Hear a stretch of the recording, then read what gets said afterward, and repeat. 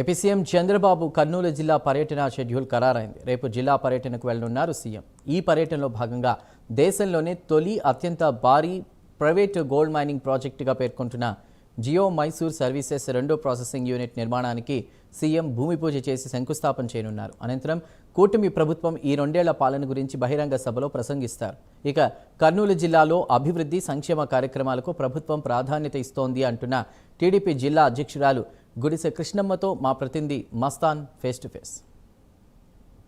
కాబోతుంది ఏదైతే కనుక కర్నూలు జిల్లాలో జియో గోల్డ్ మైనింగ్ ప్రారంభించడానికి సీఎం రాబోతున్నారు. ఈ ఏర్పాట్లు అయితే కనుక ముమ్మరంగా సాగుతున్న పరిస్థితి అయితే ఉంది. దీనికి సంబంధించి ఇదే అంశానికి సంబంధించి జిల్లా అధ్యక్షురాలు గుడిసె కృష్ణమ్మ గారు ఉన్నారు. వారిని అడిగి కొన్ని విషయాలు తెలుసుకునే ప్రయత్నం చేద్దాం. మేడం, ఏర్పాట్లు ఏ విధంగా సాగుతాయి? ఏర్పాట్లు చాలా ముమ్మరంగా జరుగుతున్నాయండి. రేపే మా గౌరవనీయులు ముఖ్యమంత్రి వాళ్ళు సీఎం గారు, మినిస్టర్లు, తర్వాత దీనికి సంబంధించిన ఎమ్మెల్యేలు అందరు కూడా వస్తున్నారు. చాలా సంతోషంగా ఉంది. ఎందుకంటే దేశంలోనే మొట్టమొదటిసారిగా ఒక ప్రైవేట్ కంపెనీ వాళ్ళు జియో మైసూర్ అండ్ డెక్కన్ కంపెనీ వాళ్ళు దీన్ని గోల్డ్ని తవ్వి తీయడం స్టార్ట్ జరుగుతుంది. కాబట్టి దీన్ని ఇనాగరేషన్కి, భూమి పూజకి అన్నిటికీ ఇక్కడ సీఎం గారు రావడం, మన ఆంధ్రప్రదేశ్లోన ఇంతటి బంగారం దొరకడం కూడా చాలా హ్యాపీగా ఉంది. అందరికీ కూడా ఇక్కడ స్థానికంగా ఉన్నటువంటి వాళ్ళకి కూడా ఎంప్లాయ్మెంట్ రావడం. ఎందుకంటే దాదాపుగా 400 ఏ విధంగా మన రాష్ట్రానికి కావచ్చు, అదేవిధంగా ఇక్కడ ప్రస్తుతానికి ఇక్కడ కరువు సీమగా మారిన పరిస్థితి మనది. ఆలూరు కావచ్చు, అదేవిధంగా ఇక్కడ పత్తికొండ కావచ్చు, ఇక్కడ ఆదోని కావచ్చు, వలసలు వెళ్తున్న ప్రాంతంలో ఇట్లాంటి మైనింగ్లు పడడం వల్ల ఉపాధి ఏ విధంగా దొరికే అవకాశం ఉంది? ప్రజలకు ఏ మేరకు ఉపయోగపడవచ్చు?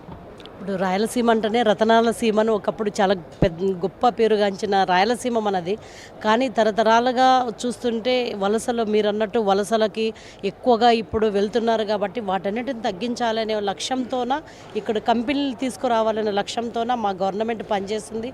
మా ముఖ్యమంత్రి వర్యులు అయితేనేమి, పవన్ అన్న అయితేనేమి మోడీ గారి సహకారంతో పనిచేస్తున్నారు.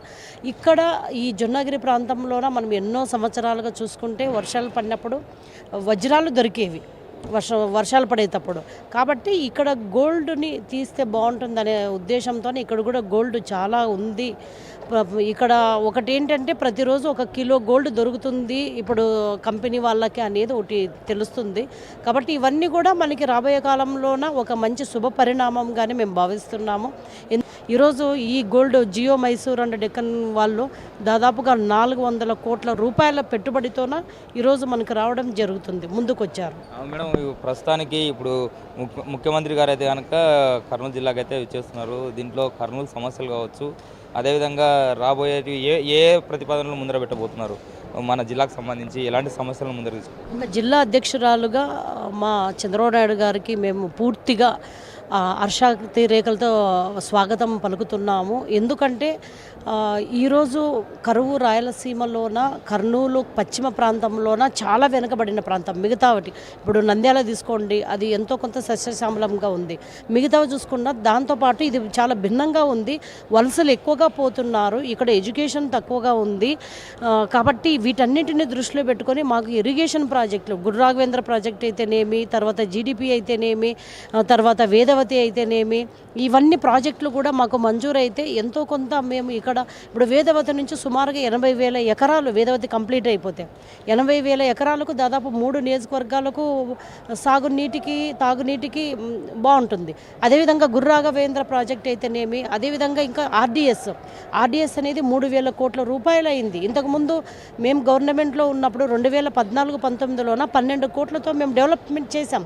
కానీ ఎప్పుడైతే వైసీపీ ప్రభుత్వం వచ్చిందో దాన్ని పక్కన పెట్టారు. అప్పుడు 1800 కోట్ల ఎస్టిమేషన్ ఇచ్చింది. ఇప్పుడు తీరా చూస్తే ఇప్పుడు 3,000 కోట్లకి అయింది. వాళ్ళు అట్లే కంటిన్యూ చేసింటే బాగుండేది. బట్ వైసీపీ ప్రభుత్వము ఏ ఒక్క ప్రాజెక్టు కానీ కర్నూలు పశ్చిమ ప్రాంతంలోనే వాళ్ళు తీసుకెళ్ళాలి. ఖచ్చితంగా కర్నూలు పశ్చిమ ప్రాంతం, మా కర్నూలు పరిధిలోన ఎన్ని ఉంటే అన్ని 100% మేము గెలుచుకుంటామనే ధీమా మాకుంది. ఎందుకంటే ప్రజలు మమ్మల్ని ఆశీర్వదిస్తున్నారు కాబట్టి. Thank you madam. ఇది చెప్తున్న పరిస్థితి. ఏదైతే కనుక రేపు సీఎం ప్రోగ్రామ్కి అయితే కనుక అన్ని ఏర్పాట్లు చేయడం జరిగింది. ఇప్పటికే పూర్తి 90% పనులు అయితే కనుక కంప్లీట్ అయిన పరిస్థితి కనిపిస్తుంది. రాబోయే స్థానిక ఎన్నికల్లో కూడా 100% స్ట్రైక్ రేట్తో విజయం సాధించడానికి ఎలాంటి వ్యూహాలు ఉన్నాయో అన్నీ మేము పదును పెడుతున్నాం అని కూడా చెప్తున్న పరిస్థితి కనిపిస్తుంది. కెమెరామెన్ రాజుతో మస్తాన్, పత్తికొండ నుంచి.